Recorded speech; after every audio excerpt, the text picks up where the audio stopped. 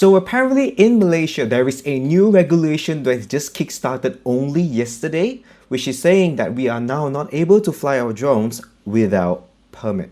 Now this has come as shocking, but at the same time not really shocking news to the majority of us, because I've actually seen this coming since as early as 2023. With every seemingly passing year, it's because CAAM or Civil Aviation Act Malaysia has always been adamant about people flying drones needing permit. Just that the enforcement hasn't truly been there. But officially as of 2025 February, it seems as though things are starting to get serious. And I would like to also clarify that in the article, all drones below 20 kilos unmanned aircraft needs to be registered, not only video providers like myself, but people who are just owning a drone in their own homes trying to fly. It can be any model from being as small as the DJI Mini, or it can be as large as literally the DJI Mavic Pro series. Any types of drone below 20 kilos now needs the permit to fly. So what do you actually need?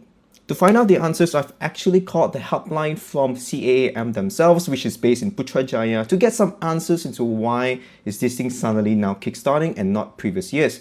Again, I couldn't for the life of me reach them for the third time calling, so I have to resort to using what I know to let you know on what you need to know. So essentially, as a viewer of this, I think like you're viewing this as to what happens now, and I'll tell you what happens now. You need a permit and license to even fly this for your own wedding. Come on. Now, as ridiculous as it seems, it doesn't stop there. It actually needs to come in at a 250 ringgit per use per application just to fly a drone that you paid your money for. Now, the hypocrisy of this, it goes really in depth, because that means that in the future, if I have a phone on my camera, I now need 14 days prior to me filming my own child's birthday party or wedding. That doesn't quite ring a bell. But to deep dive in this video, let's look into the proper steps and what is to happen if you are just a regular person that's trying to fly a drone, or if you're like a drone service provider like myself. So to begin with, let's log into CAAM website and let's look into what other applications do they have. So technically, there are many applications of drones, some with agriculture, with pesticides and payloads, and you will find yourself landing in this platform called the ATV. Now, when you click on the ATV, a 15-page long form will happen in front of your face, and this, ladies and gentlemen, will be your first deterrent to actually apply for a license to fly something you actually bought with your own cash. That's crazy, the times that we live in now. So essentially, what CAAM doing is they're trying to prohibit recreational use of drones in Malaysia.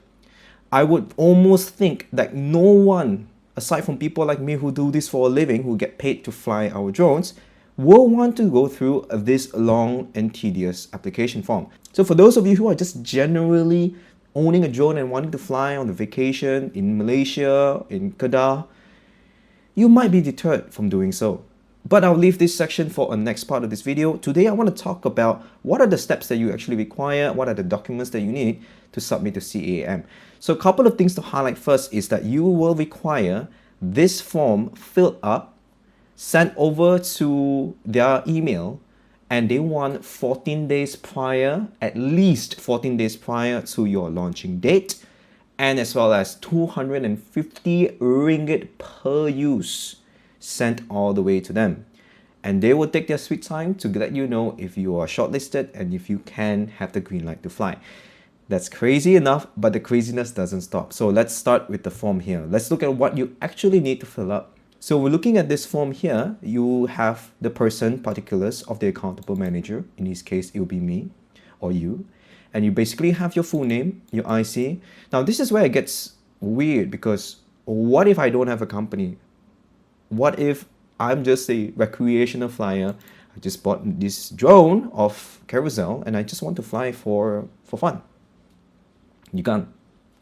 There's no way, because again, you need to put the name of the company, you need to have a registration number of the company, which in this case, no employee would be able to apply because they wouldn't know the company registration number. Needless to say, that's the first deterrent level already. Then we have postal address. Okay. Postal address, fine. A telephone number. Who uses fax number these days? And finally, the most important is your email. They will be sending you if you have been approved for flight via email.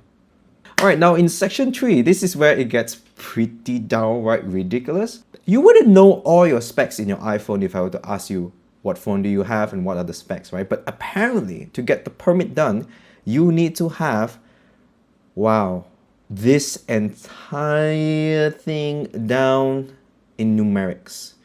So for instance, let's start. The brand model name.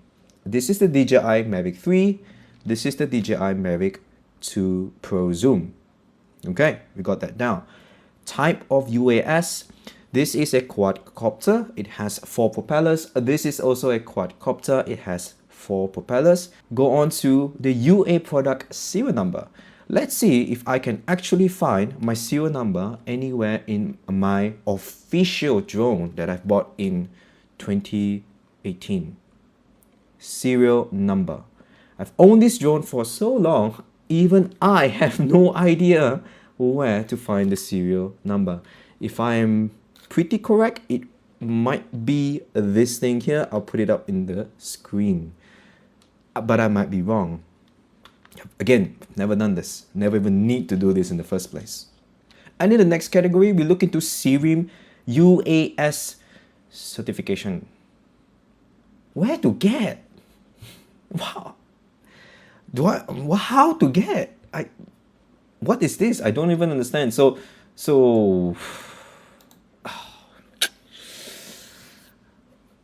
let's skip that. So we have the company, and now we have what we call MCMC label or serial number. The MCMC is like our multimedia agency that governs in whatever that's being recorded onto any media format, right? But why are they being involved in this? It's your drone. You pick whatever you want to shoot. Doesn't have to be regulated, but apparently now it does. And it gets worse in the list, right? So just bear with me a little bit. And then B, type of approval, certification of conformity, serial number. What kind of type of approval do you want? Do you want it to be like email? I have no idea what they want. C, special approval certificate. What the heck does that even mean? Number 2, individual. You have either MCMC label serial number. I don't know what that is. And then you have the special approval clearance. CL number. From who? From where? Not specific at all. How is anyone, the general public, going to gain access to these, even though people professionally doing this for a living can't even get this? I don't understand. So look, they wanted weight, length, wingspan, power source, flight duration, max, speed, all of this information. Again, you need to be a nerd like me to know all this. And then list the brands and models of all wireless transmitting devices used, including radio controller. So fortunate enough for me, everything is DJI. List the output power of each model. Let's see, what is the output model? PD. Wow, I've never actually had to look at this back before. Congratulations, CAAM. Now you force me to really stare at this just to copy paste this into the sheet to gain approval. Wow. So for power, it says 3850 milliampere at a 15.4 volt. And lastly, total numbers of unmanned aircraft used. 2 on my end. Okay, guys, we are just in page 3. So stick around. It's a pretty long video because I have 12 more pages to go. Okay, now next, risk assessment. The last time I did a risk assessment was during my FYP, my final year project for university. Now I need to do one for every flight. Fantastic, I'm going back to university, guys. The purpose of the risk assessment section is for the operator to consider all hazards which are possible during the intended UAS operation. Of course lah. So first off, you need location. So for location, it cannot be like just put Taman Konot or what. You cannot. You need to literally put the time. Waktu bila? Pagi, waktu apa? 9 to 5 apparently. And you can be as gracious to block out from apparently what they say here 0101 to literally 14. So you can literally apply for 2 weeks of droning activity. Why? Why would I put that down? Then you need the location, you need the time. Next, you need to study Google Map. They didn't let you off the hook. They really want you to know your zone. So in this section, so I'm gonna jump forward from literally at page 4. I'm going to jump over into page section 5 at page 8. So in page 8, they have shown you a diagram of a rectangle in a rectangle in a rectangle. There's 3 colors in it. There's yellow, there's green, there's red. Oh no, there's 4 colors apparently. The last one is blue. And guess what? The green zone in the middle is where you tell them you're gonna be taking off your drone.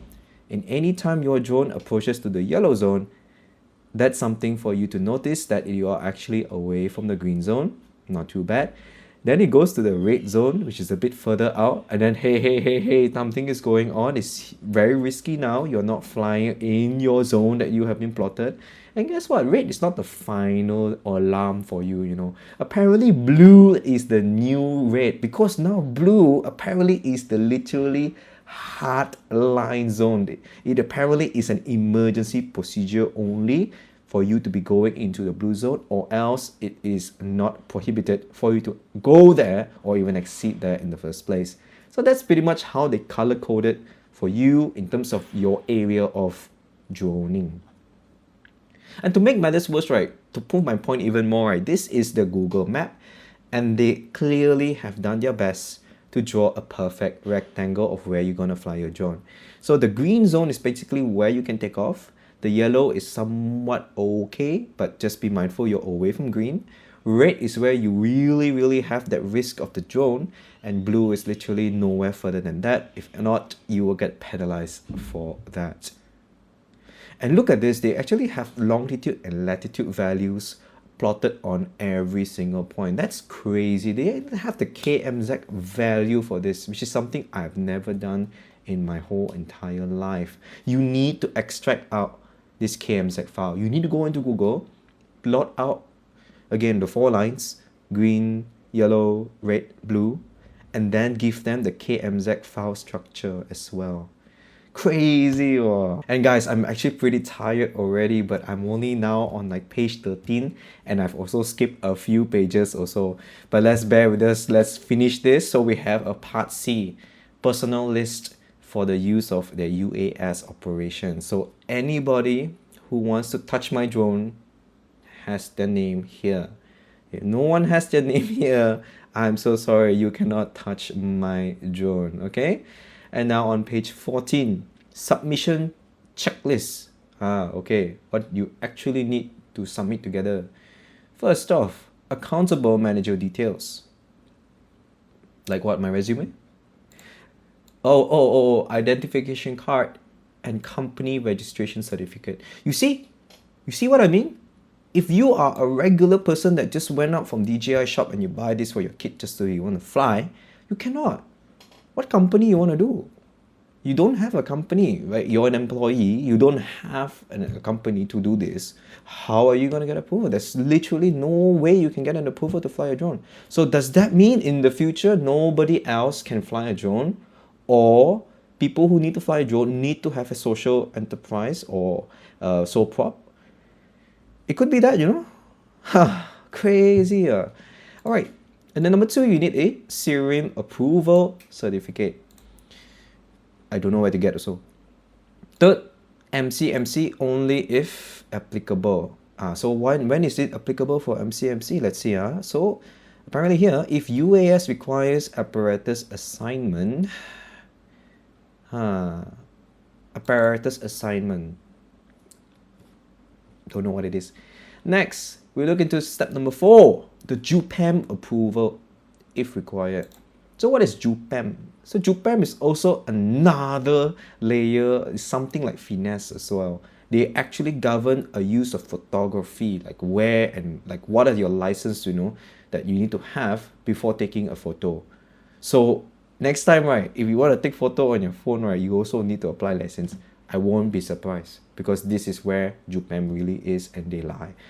The JUPAM only applies if your drone has another device attached here. Typically, we will attach a GPS or another like GoPro or whatever not. Then you need JUPAM. If you're just flying it like this without any payload, forget about step 4. Step number 5, appointment letter or landowner permission. Oh, say, hey guys, I do wedding one, and walao, to get the venue to say yes to it is not possible lah. Like sometimes we fly on the streets, we want to take a stock footage for YouTube, we want to show KL street. Which approval? Federal. Slowly wait, you're gonna get the approval. Yeah, cannot right? Like unless if it's my own house, then I can clearly sign off lah. But how? Like this is not possible. Like not everybody here does TVC productions. Like people like me also, we shoot like weddings or sometimes recreational stuff. It's impossible to get this kind of things, And then number 6, they want to rub ego on you. They want to see whether you really, really know what you're doing. So